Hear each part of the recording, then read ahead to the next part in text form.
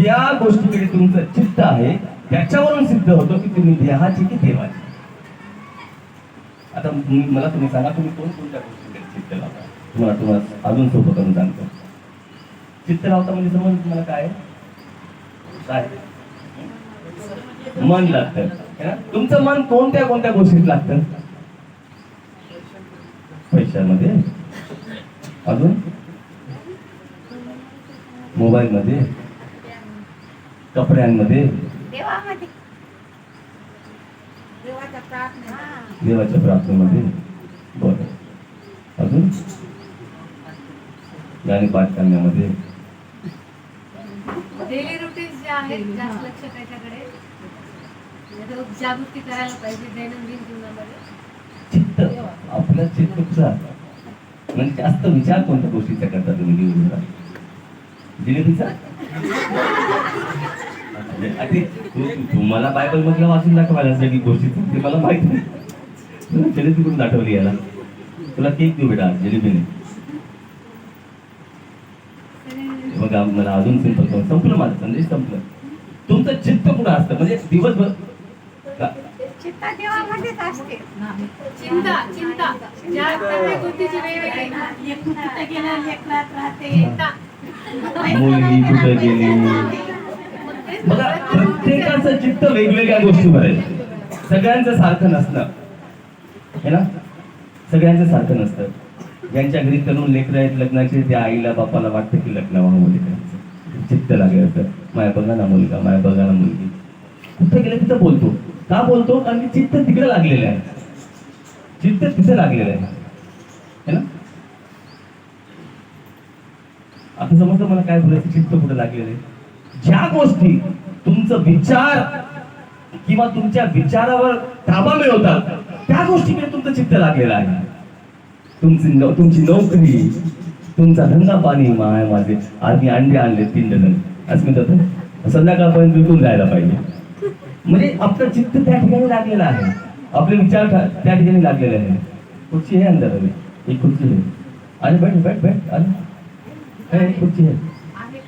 आपलं चित्त लागेल म्हणजे ज्या गोष्टीकडे आपलं चित्त आहे त्या गोष्टीकडे आपण झुकलेलं आहोत. आपला देह स्वभाव घरासाठी आता किराया भरून भरून तुम्ही परेशान झालात है ना.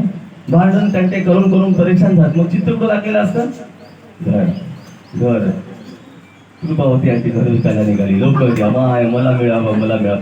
दिवस उठल्यापासून चित्त तिकडं. हे वास्तविकता आहे जीवनाची. जरी तुम्ही हे बघा देव आहे, तुम्ही प्रार्थना अटेंड करता, सगळं करता, पण ते शेवटी जास्त महत्व कशाला देतात? नाही त्या चित्ताला. म्हणजे ते विचार तुमच्या आणि माझ्या डोळ्यामध्ये पूर्ण होतात. म्हणून देवाचं वचन सांगतो की कारण जे देह स्वभावाचे आहे ते दैहिक गोष्टीकडे चित्त लावतात आणि जे आध्यात्मिक मार्गानुसार आहेत ते आध्यात्मिक गोष्टीकडे चित्त लावतात. Hallelujah hallelujah. आता मी जर विचारलं तुम्हाला की तुम्ही आध्यात्मिक मार्गाकडे, सगळे बोलतील हो बाळासाहेब साहेब आम्ही आध्यात्मिक मार्गाकडे आहे. काय करता तुम्ही आध्यात्मिक मार्गामध्ये चित्त लावण्यासाठी? मला उत्तर द्या. हा, देवाचं वचन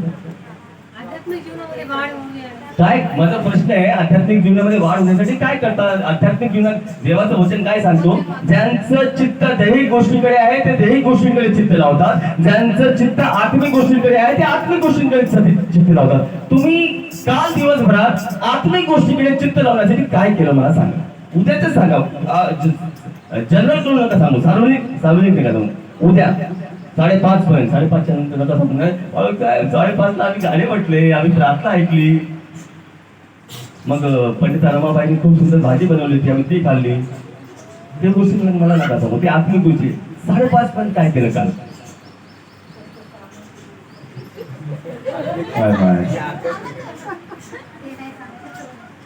आत्मिक गोष्टीची कार्य काही केली का आपण? Very good. हे आत्मिक आहे. सकाळी उठून प्रार्थना करणे आत्मिक आहे. बायबल वाचणं हे आत्मिक आहे. हे करेक्ट आहे. बोला ना, कशाला घाबरता तुम्ही? चांगले लोक आहात, मला माहित आहे. मी संदेश त्या लोकांसाठी देतोय. कोणत्या? चंद्रावरच्या मित्रिचरसाठी, इथल्यासाठी नाही. आपला जग खूप चांगला आहे.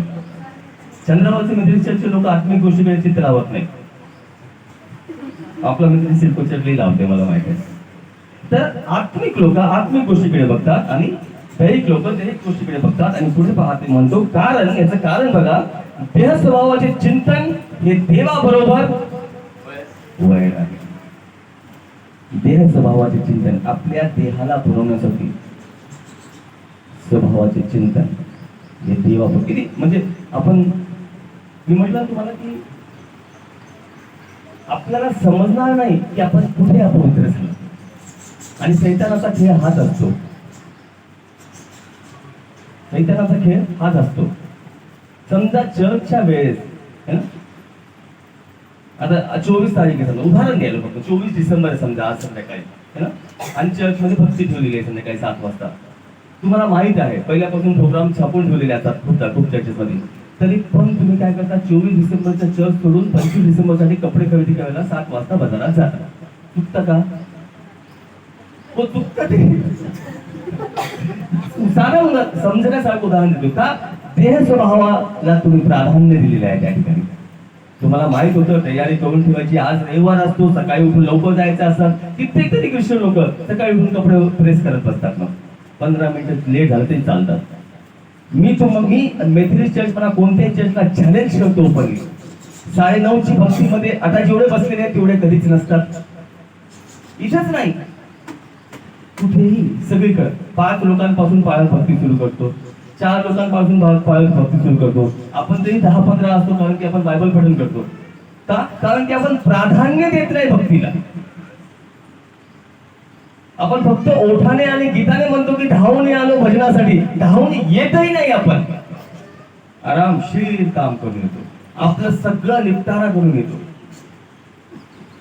हे सगळं झालं तर मग ते तिथं गेल्यावर काय टाइमपास आहे आरामशीर.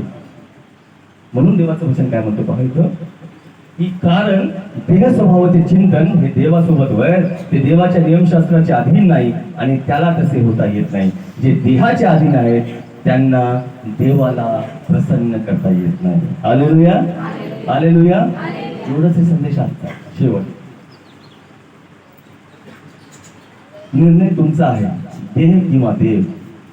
निवडायचं काय तुम्हाला. देवाने तर तुमच्यावर प्रीती केलेली आहे. तुम्ही जर काही निवडलेले आहात तरी सुद्धा त्यांनी त्याच्या आधी तुम्ही देवाला आज ओळखता, वर्षभरा आधी ओळखता, लहानपणापासून ओळखता, 3 वर्षापासून ओळखता. देव तुम्हाला आईच्या उदरी जन्मण्याच्या आधी ओळखतो. तुमच्यासाठी योजना तयार करून ठेवलेली आहे त्यांनी. तो हाक देतो, बोलवतो, ऐकलं तर घेऊन चालतो, त्याच्या नाही तर मग सोडून देतो आणि आपण त्या विनाश व्यक्तीकडे पुढे पुढे चालत जातो.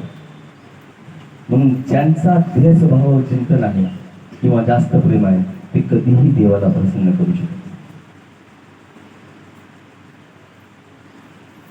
निर्णय तुम्हाला घ्यायचे प्रिय. या उपासकालीन यात्रेमध्ये 40 दिवस आपण संदेश ऐकतो, वेगवेगळ्या वक्त्यांद्वारे संदेश ऐकतो, संदेश देतो, गातो, वाजवतो, परंतु आपण आपला देह स्वभावाचं चिंतन सोडत नाही. मी, मला, माझं, माझी या गोष्टी सोडत नाही. आणि देव मी उदाहरण दिले ना, देव या छोट्या छोट्या गोष्टीवरूनच तुमची आणि माझी पारख करतो बरं का. तुम्हाला मला छोट्या छोट्या गोष्टीवरून होते ना, हिंदी में टटोल के देखता है, छोटी सी छोटी बातों में टटोल के देखता है. बहुत बड़े बघा, तो कधीही काही दाना आपण मागत नाही. काळा कोंबडाच कापा, पांढरी कोंबडीच कापा, उलट्या परवालीच कोंबडी कापा तर मी तुम्हाला प्रसन्न नाही. देवाला हे काहीच नको. देवाला कधीच काही नको. देवाला तुमचं मन पाहिजे, तुमचं अंतःकरण पाहिजे. आणि एकदा तुम्ही ते दिलं मग त्या गोष्टीकडे चित्त लावून पुढे चालणं फार महत्वाचं आहे. देवा करू की आपण या उपासकालीन यात्रेमध्ये कित्येक लोक उपवास करत आहेत, प्रार्थना करत आहेत, देवाच्या सानिध्यात पुढे पुढे जात आहोत. देहाच्या चिंतनाला बाजूला सारण्याचा प्रयत्न करूया. मला माहिती आहे अनायास न विचार करता करता कधी कधी हे देहचिंतन करीत करीत आपण देवासोबत वैर करून जातो आणि अपवित्र होऊन जातो. आणि आपल्याला समजत नाही की आपण अपवित्र झालो, आपल्याला कळतही नाही की आपण अपवित्र झालो.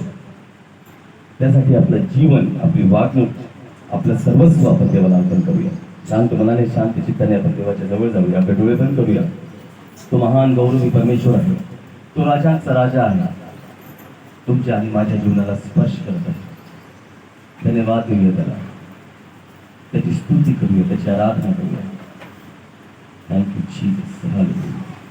पवित्र पवित्र पवित्र सेनाधीश परमेश्वरा, राजांच्या राजा महान गौरवी देवा, धन्यवाद करतो आजच्या या क्षणासाठी, आजच्या या वेळेसाठी. परमेश्वराचे वचन तू आज आमच्या आध्यात्मिक जीवनाची गरज भासून आम्हाला दिलेली आहेस. डोळ्या आत्म्याने हे वचन ऐकलं, ग्रहण केलं देवा.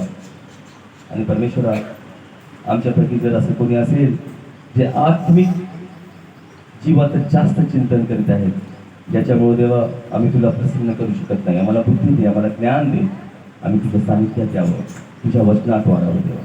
जेवढे आत्मिक आलेले आहेत तेव्हा जेव्हा तू परत जातील त्या सर्वांना मी तुला आशीर्वाद देईन. प्रभू येशूच्या नावात मागतो म्हणून तू आहे.